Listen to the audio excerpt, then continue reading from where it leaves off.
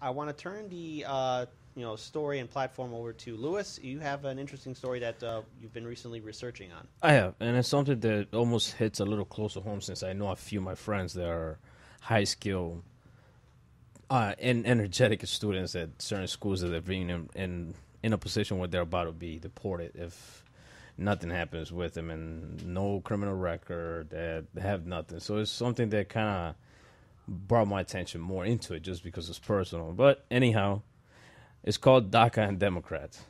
It's a little bit of fun.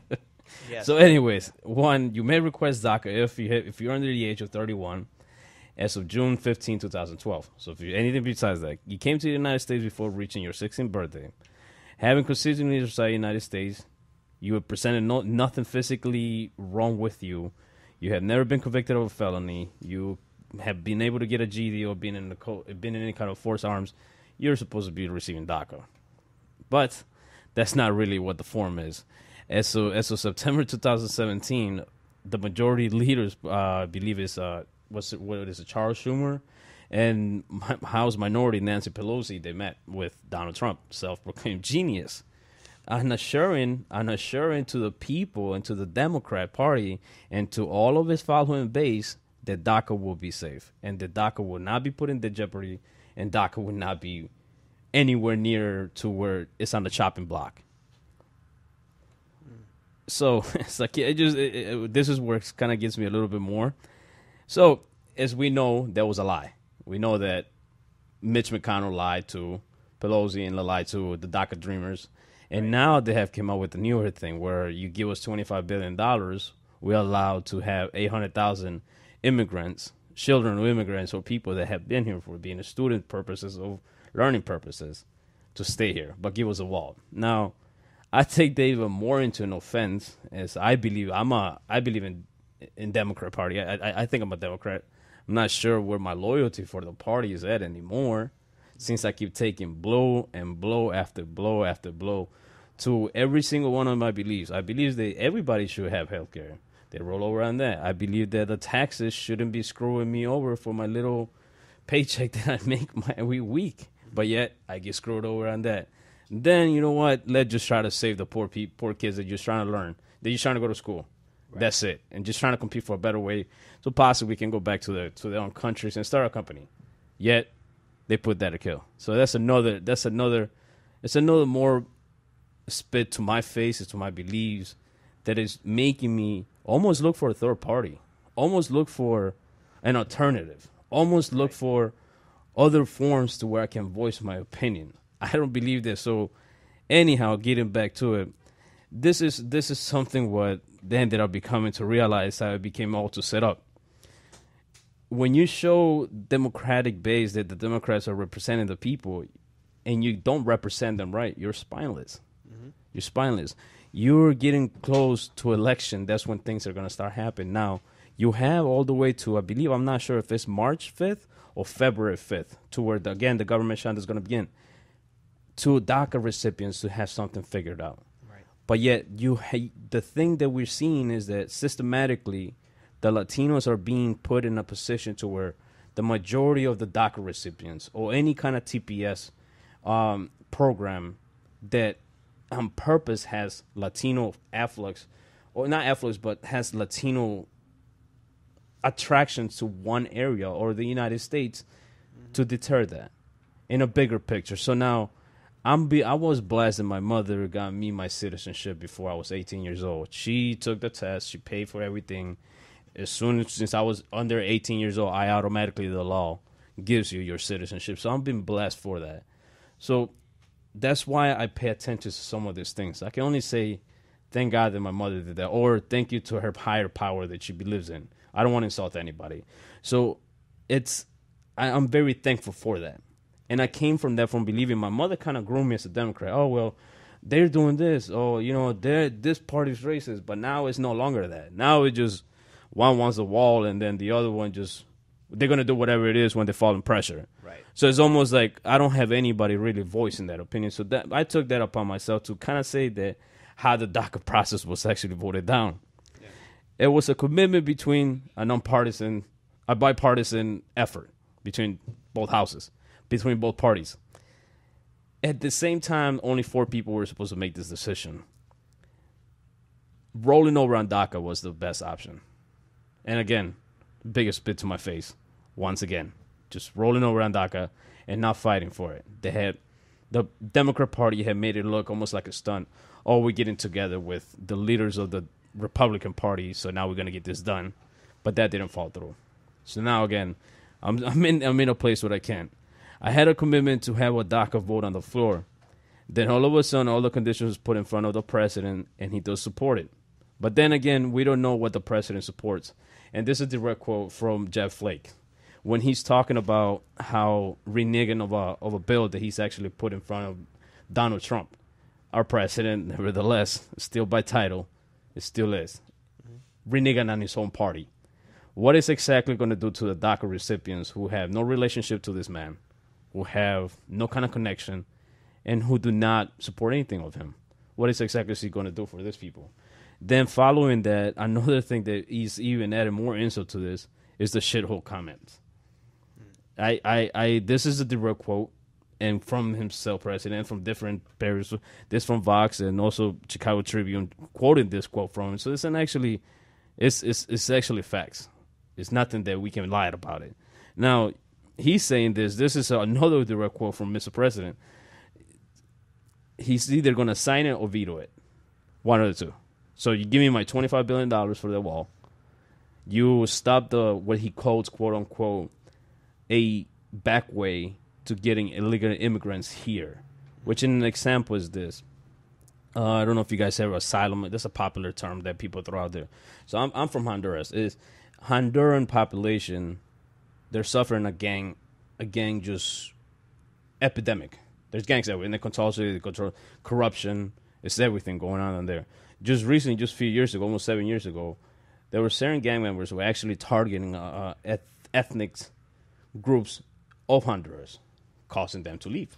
Specifically, the darker shades, or what people sometimes you hear in the media call Afro-Latinos. These people ended up moving to get out of there. Now you don't have no country, so it's not also like a large population. Population only 6 million people in total in Honduras. This we're talking about probably like 0.1%. So roughly about 200,000 people. Now, some of these programs that you're trying to roll back on it is going to put this jeopardy back to these people. And it kind of connects it to a little bit to me. So I know more of the both sides of it. And I understand that how budget may or may not work. But some of this money is not going to go to that. They made a jump of the price for the TPS process, which is, I believe, is temporarily permit so you can work. I can't remember what the answer.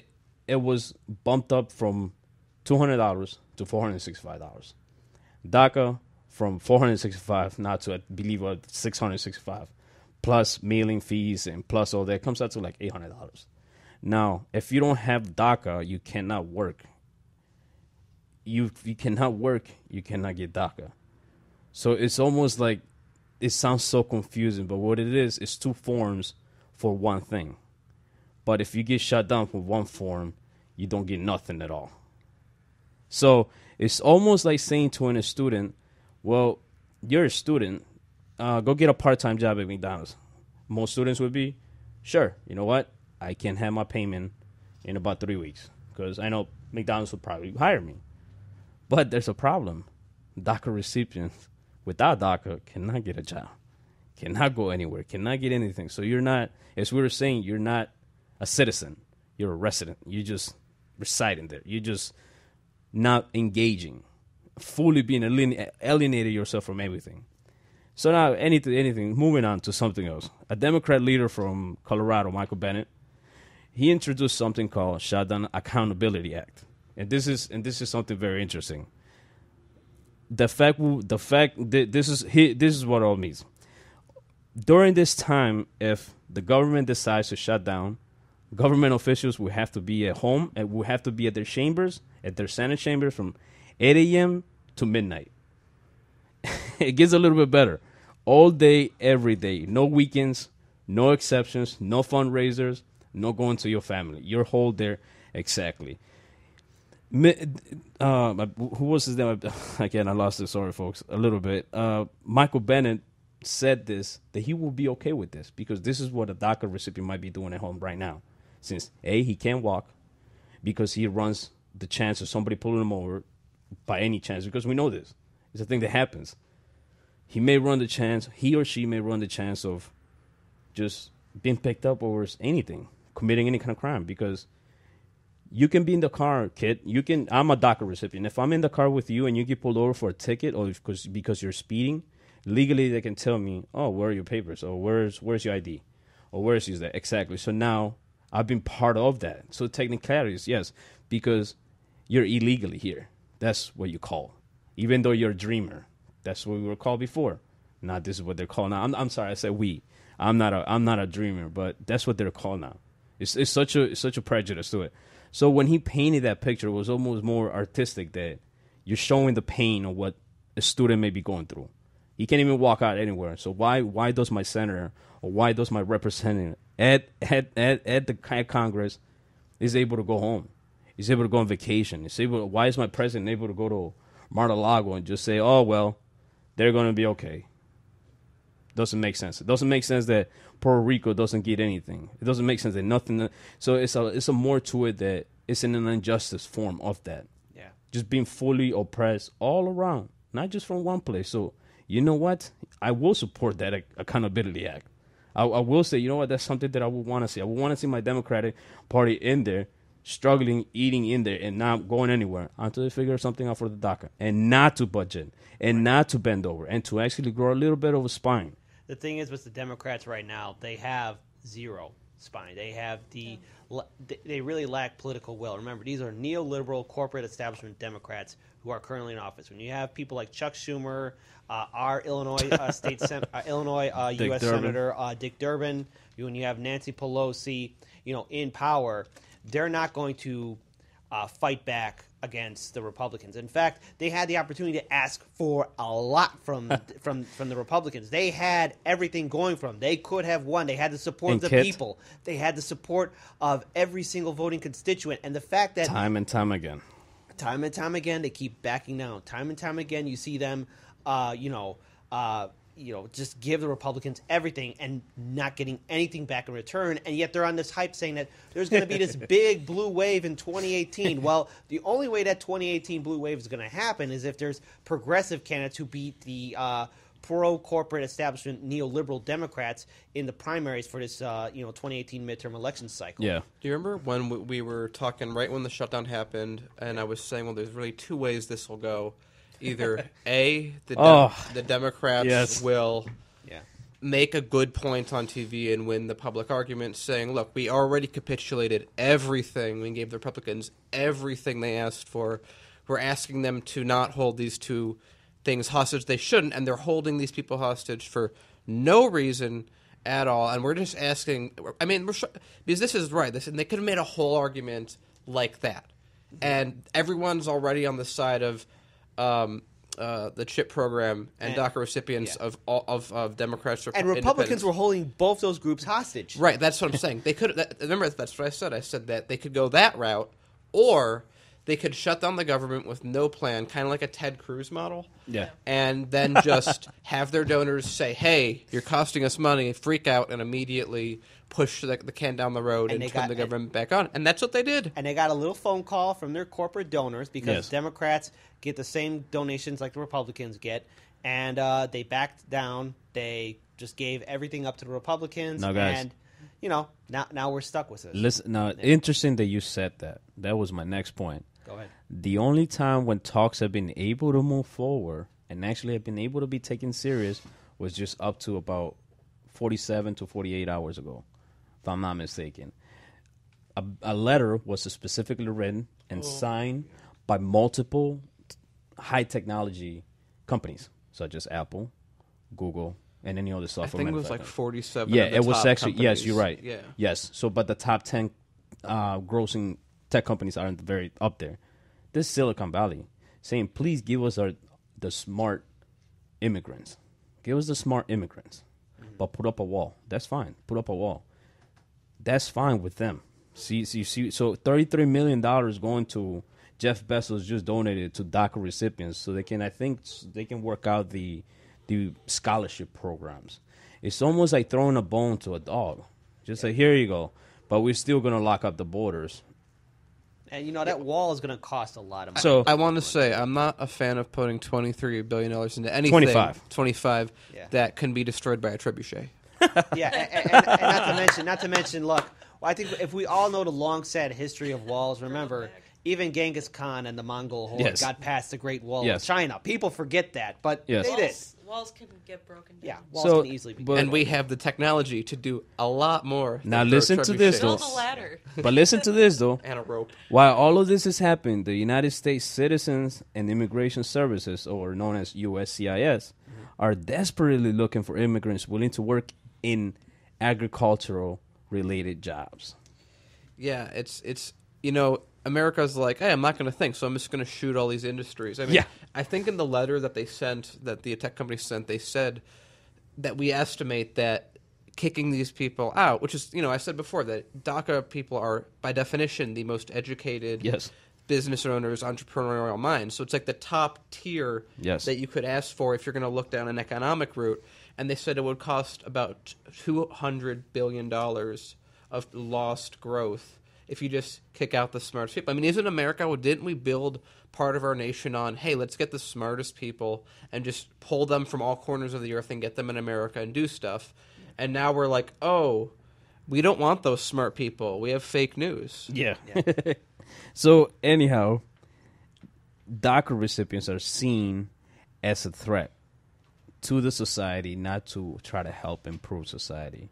Please do not pick up this message. Please don't think that DACA recipients are kids that should be here, and I think they're worth it, man. I think so. I mean, think of it this way. We were a country that has already invested tons of money through education, the infrastructure. So if you're going to say kick them out, you're literally costing the U.S. money. Again, if you want to look at it from an economic point of view, because that's a lot of people that go against it tend to look at economic point of views. So you've invested a ton of money to someone that you're kicking out and giving that brain trust to another country. Yeah, that seems really good if you care about national security. This is simply put, this is a racist form of acting that is not in any way unique.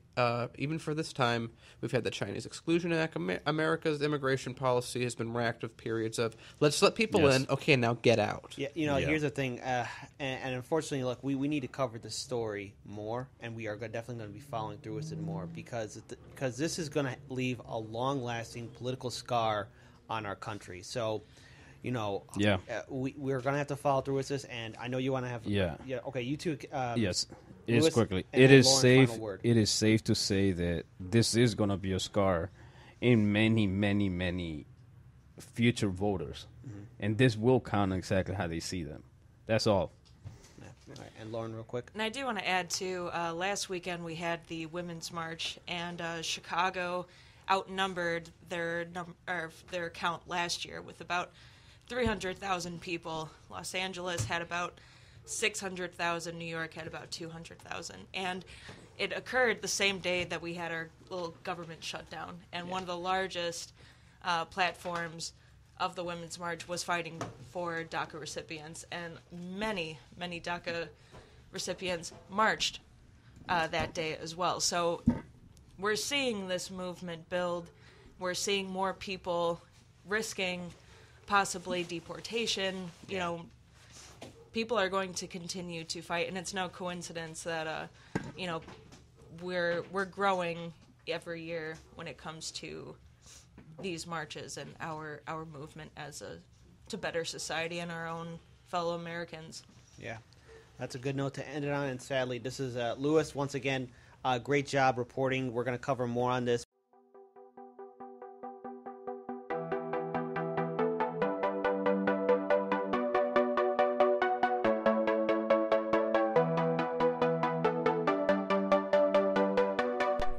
You're watching Hard Lens Media.